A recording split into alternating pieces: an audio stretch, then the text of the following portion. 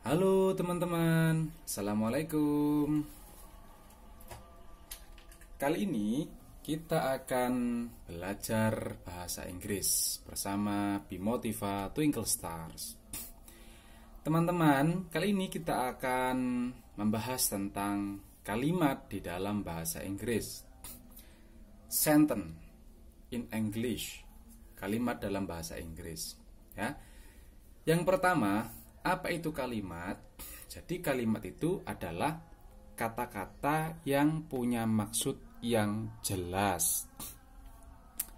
Jadi susunan kata-kata yang memiliki maksud yang jelas atau pengertian yang jelas atau pemahaman yang jelas itu yang disebut dengan kalimat. Jadi kalau kata-kata hanya susunan kata-kata yang tidak memiliki maksud atau pengertian atau paham yang jelas, maka belum disebut kalimat, ya. Jadi sekali lagi, sentence atau kalimat itu adalah kata-kata yang punya maksud yang jelas. Kemudian teman-teman sekalian, di dalam kalimat bahasa Inggris itu ada yang disebut dengan pokok kalimat, ya, pokok kalimat atau subjek, ya, pokok kalimat atau subjek. Kemudian predicate atau sebutan, ya, sebutan atau predicate. Dalam bahasa Indonesia kita punya istilah predikat. Dan kemudian pelengkap atau objek. Pelengkap atau objek. Nah, jadi dalam kalimat itu ada subjeknya, ada predikatnya, dan ada objeknya atau pelengkapnya. Nah, kita akan bahas satu-satu ya di sini ya. Subjek. What is subject? Subjek itu apa?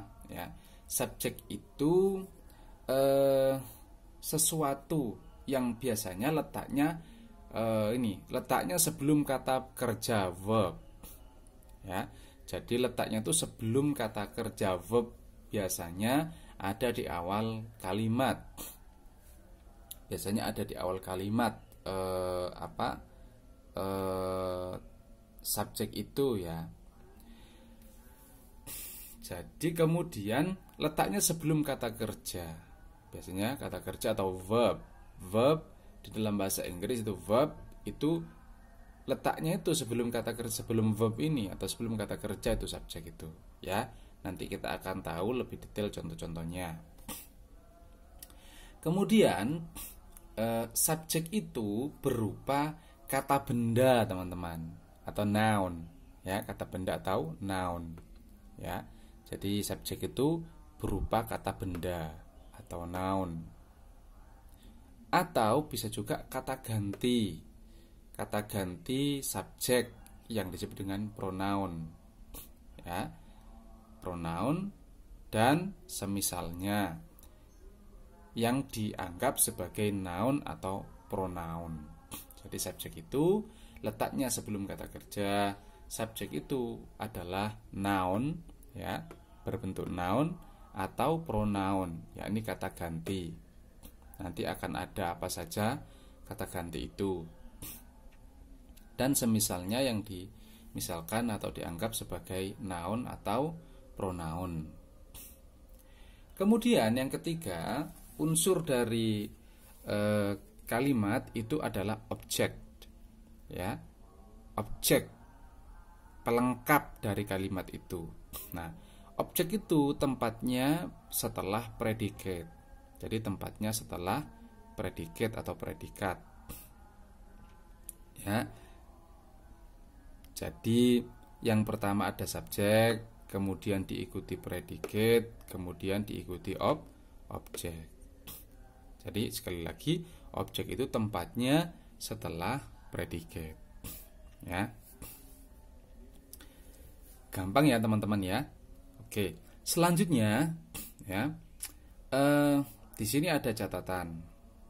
Nah, ditambah to be itu di sini am, is, are untuk setiap subjek yang diiringi oleh kata benda, noun, dan kata sifat atau adjektif. Jadi kalau ada subjek yang itu diikuti oleh kata benda atau kata sifat, maka antara subjek dengan kata bendanya atau kata sifatnya itu harus diletakkan salah satu ini, to be. Baik itu am atau is atau are. Dipilih salah satu sesuai pasangannya nanti subjeknya apa. Jadi am, is, are itu memiliki pasangan subjek yang sesuai. Apakah menggunakan am, apakah is, atau are. Misalkan subjeknya misalkan I, maka pasangan to be-nya adalah am, I am, ya. Dan seterusnya nanti akan ada. Nah, jadi ingat di sini kalau subjeknya itu diiringi oleh noun dan kata sifat, itu harus ditambah salah satu am, is, are. Ya. Kalau bukan kata sifat atau kata benda, maka tidak usah ditambahi am, is, are, ya. Tapi langsung ketemu dari subjek, langsung ketemu predikatnya, yakni kata kerjanya atau auxiliary verb, kata kerja bantu, ya. Jadi predikat itu berupa kata kerja atau kata kerja bantu yang disebut dengan auxiliary verb. Auxiliary verb, ya. Nah, teman-teman, selanjutnya untuk kalimat menyangkal atau negatif, ya. Kalimat menyangkal atau negatif itu seperti dalam bahasa Indonesia itu tidak. Misalkan saya makan roti, ya. Berarti kalau kalimat menyangkalnya saya tidak makan roti. Itu yang dimaksud dengan kalimat negatif. Jadi tidak.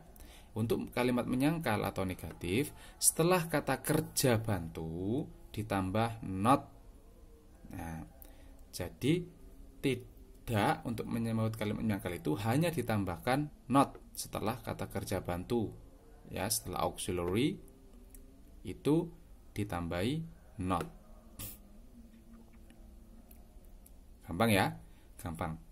Jika tidak ada auxiliary-nya, tidak ada kata kerja bantunya nanti, ya, maka ditambah do not atau does not. Kalau ada kata auxiliary-nya, kata kerja bantu, hanya ditambah not. Tetapi kalau tidak ada, itu ditambah do not atau does not sesuai pasangannya. Jadi do not, kita menggunakan do not atau does not, ini tergantung pasangan subjeknya. Sama seperti tadi, ini am, is, are itu punya pasangan subjeknya. Kapan kita menggunakan am, kapan kita menggunakan is, kapan kita menggunakan are. Begitu juga do not, kapan kita menggunakan do not, kapan kita menggunakan does not, itu sesuai pasangannya nantinya, ya. Oke, kali ini itu dulu teman-teman, gampang ya, dipahami pelan-pelan lagi. Kali ini itu dulu, terima kasih.